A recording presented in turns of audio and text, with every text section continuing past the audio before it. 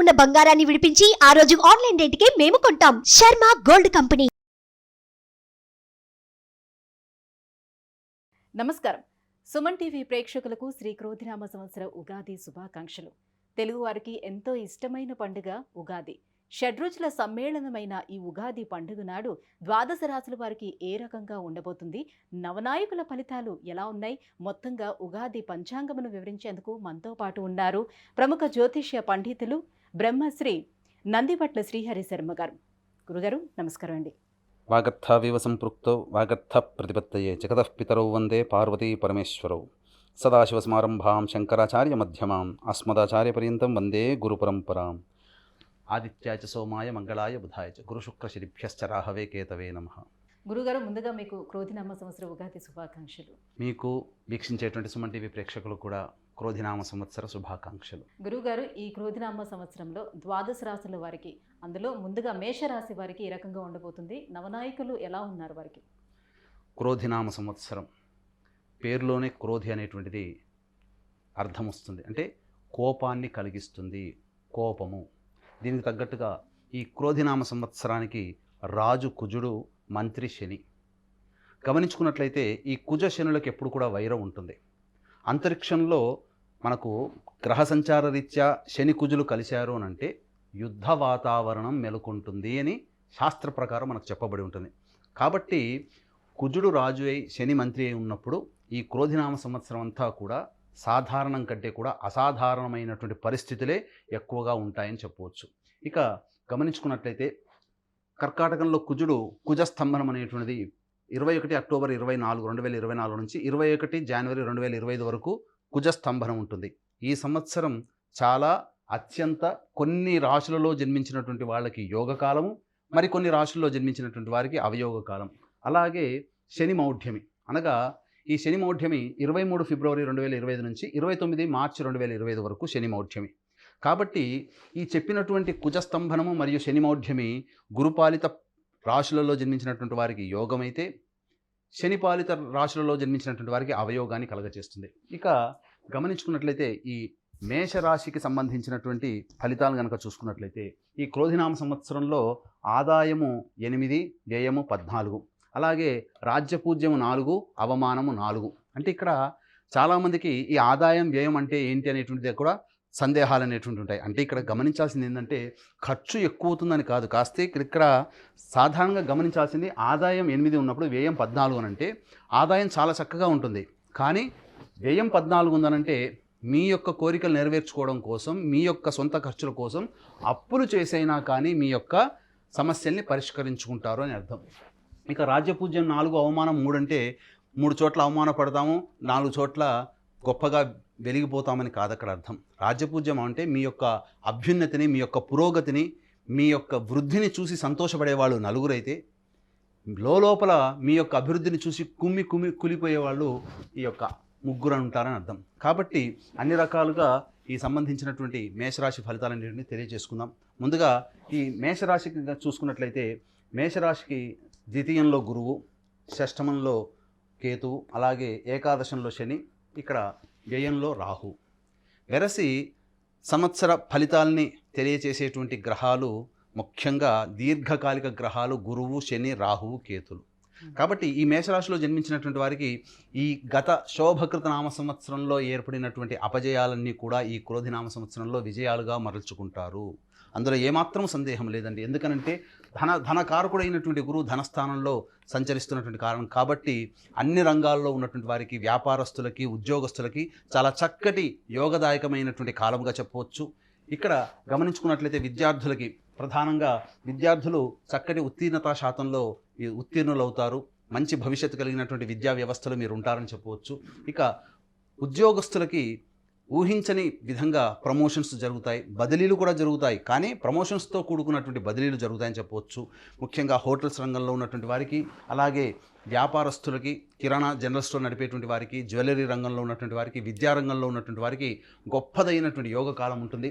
ఇక వివాహానికి సంబంధించినటువంటి విషయాలు కనుక పరిశీలించుకున్నట్లయితే కొన్ని ఇక్కట్లు అనేటువంటివి ఎదురవుతాయి, కొన్ని వివాహ ప్రయత్నాల్లో ఆటంకాలు అనేటువంటివి ఉంటాయి. కానీ వాటన్నిటినీ కూడాను దైవబలంతో అధిగమించుకున్నట్లయితే చక్కగా అభివృద్ధి బాటలో ఉంటారని చెప్పొచ్చు. అందుకనే ఇక్కడ ప్రధానంగా గమనించుకున్నట్లయితే ద్వాదశ రాశుల్లో జన్మించినటువంటి వారికి నవగ్రహాల యొక్క అనుగ్రహం ఈ క్రోధినామ సంవత్సరం సంపూర్ణంగా ఉండాలి. కాబట్టి ఈ నవగ్రహాల యొక్క అనుగ్రహం కోసం ఈ సంబంధించినటువంటి తమిళనాడు కుంభకోణం దగ్గరలో ఉన్నటువంటి నవగ్రహాల టెంపుల్స్లో ప్రతి సంవత్సరం కూడా జూన్ నెల మరియు జనవరి నెలలో ఈ నవగ్రహాల టెంపుల్స్లలో నవగ్రహాలకి అభిషేకాలు, నవగ్రహాలకు సంబంధించినటువంటి హోమాది కార్యక్రమాలని కూడా మా పీఠం ఆధ్వర్యంలో జరుగుతాయి. కాబట్టి ఎలా నమోదు చేసుకోవాలనేటువంటిది ఈ కార్యక్రమం తదనంతరం కాంటాక్ట్ చేయవచ్చు.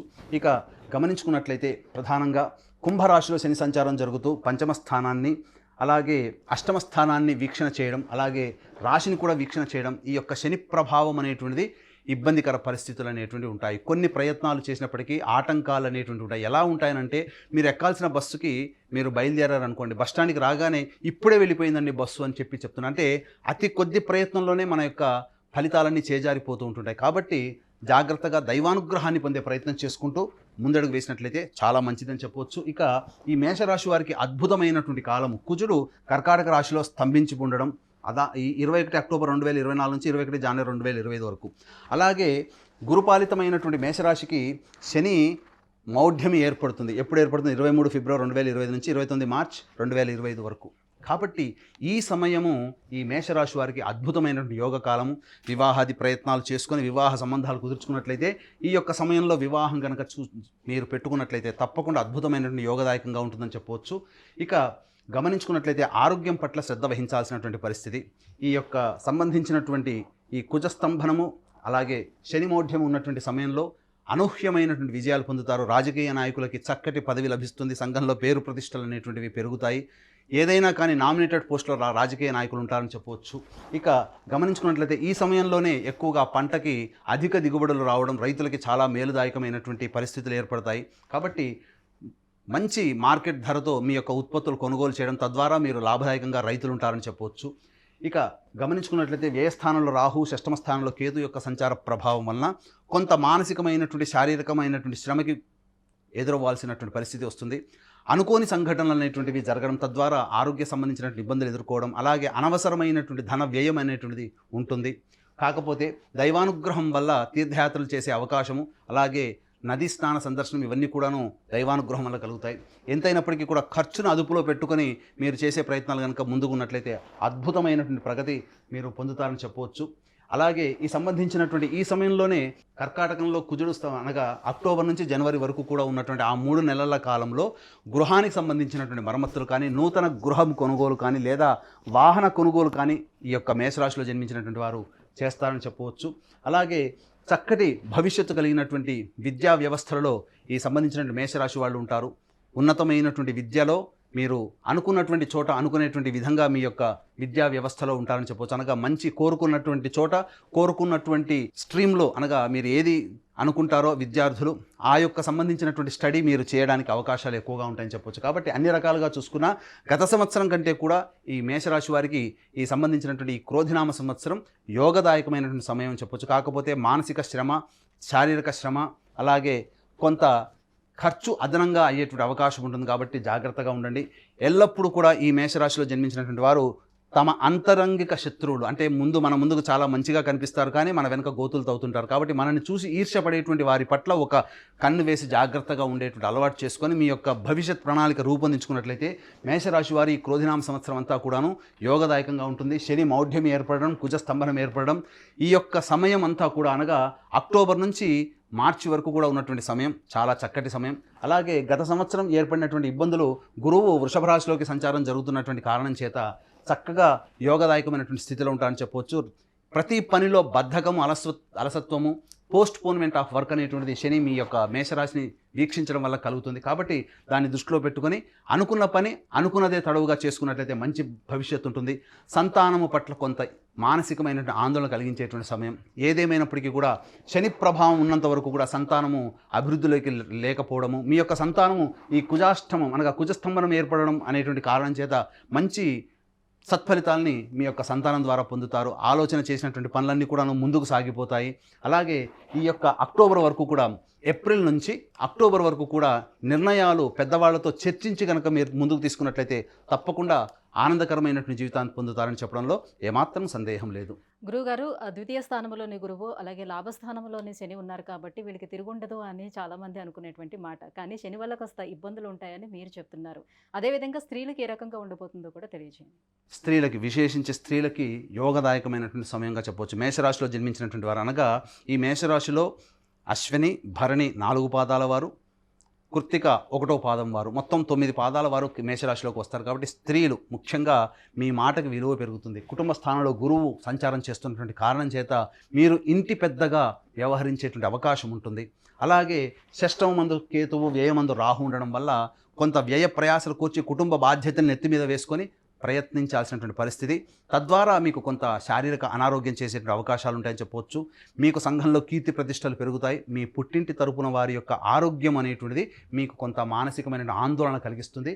అయితే ఏదేమైనప్పటికీ కూడా ఈ యొక్క కర్కాటక రాశిలో కుజ సంచారం జరుగుతున్నంత సమయంలో ముఖ్యంగా స్త్రీలు ఎవరైతే దాంపత్య జీవితంలో ఇబ్బందులు పడుతున్నటువంటి వాళ్ళు ఉంటారో వాళ్ళకి మంచి శుభ సూచకంగా యోగదాయకమైనటువంటి పరిస్థితులు కలుగుతాయి. వివాహాలు కూడా స్త్రీలకి ఆ సమయంలో 21 అక్టోబర్ నుంచి మార్చి 29 వరకు ఉన్నటువంటి కాలంలో మంచి జరుగుతుందని చెప్పవచ్చు. ఇక వృత్తి ఉద్యోగాలలో మీకు ఈ 23 ఫిబ్రవరి 2025 నుంచి 29 మార్చి 2025 వరకు ఉన్నటువంటి సమయం వృత్తి ఉద్యోగాలలో రాణింపు అనేటువంటిది ఉంటుంది. తద్వారా మీకు మంచి భవిష్యత్తు కలుగుతుంది. ఇక ఎవరైతే సంతానం కోసం ఎదురు చూస్తున్నటువంటి స్త్రీలు ఉంటారో చక్కటి ద్వితీయార్థం అనగా అక్టోబర్ లోపల డెలివరీ అయినటువంటి వాళ్ళకి స్త్రీ సంతానం కలిగినట్లయితే, అలాగే అక్టోబర్ తర్వాత పురుష సంతానం కలగడానికి అవకాశాలు ఎక్కువగా ఉంటాయని చెప్పవచ్చు. గురుగారు, మరి ప్రతికూల పరిస్థితులను అధిగమించి అనుకూలమైనటువంటి పరిస్థితులను పొందాలి అని అంటే ఎటువంటి పరిహారాలను పాటించాలి? అలాగే వీరికి అనుకూలమైనటువంటి వారము, రంగు ఏంటి? గమనించుకున్నట్లయితే మేషరాశి వారికి అదృష్ట సంఖ్య 9, అనుకూలమైనటువంటి రంగు పసుపు, ఎరుపు, తెలుపు కూడా. ఇక సంబంధించి చూసుకున్నట్లయితే ముఖ్యంగా ఈ మేషరాశి వారికి సమస్యలు ప్రతి రాశి వారికి ఉంటాయండి. సమస్యలు ఉంటాయి, సంతోషము ఉంటుంది. ఎప్పుడు కూడా సంవత్సరం అంతా ఒకరికి ఆనందం, సంవత్సరం అంతా ఇంకో రాశి వాళ్ళకి దుఃఖము, అట్లాంటిది ఏమీ ఉండదు.